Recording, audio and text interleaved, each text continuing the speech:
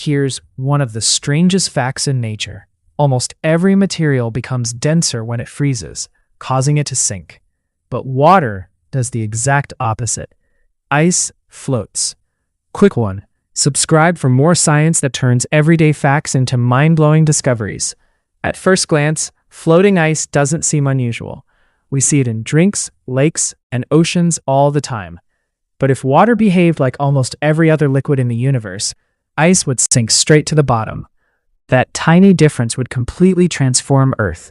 Normally, when a liquid cools, its molecules slow down and pack closer together.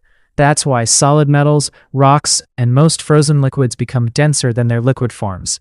Water follows this rule, right up until about 4 degrees Celsius. As it cools below that temperature, something remarkable happens. Water molecules begin arranging themselves into a rigid crystal pattern held together by hydrogen bonds. Instead of squeezing tightly together, the molecules lock into a beautiful open hexagonal structure filled with tiny empty spaces. Imagine stacking oranges in a neat box. Now imagine replacing that arrangement with a giant honeycomb full of gaps. Even though you're using the same number of oranges, the honeycomb takes up much more space. That's exactly what frozen water does.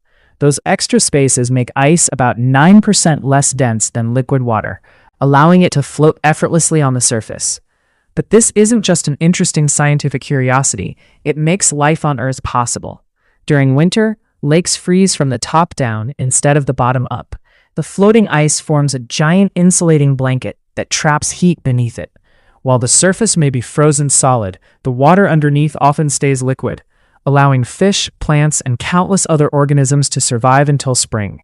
If ice sank instead, every new layer of ice would fall to the bottom. Lakes would gradually freeze solid from the bottom upward, year after year. Entire freshwater ecosystems could disappear, especially in colder regions. Even Earth's climate would be dramatically different.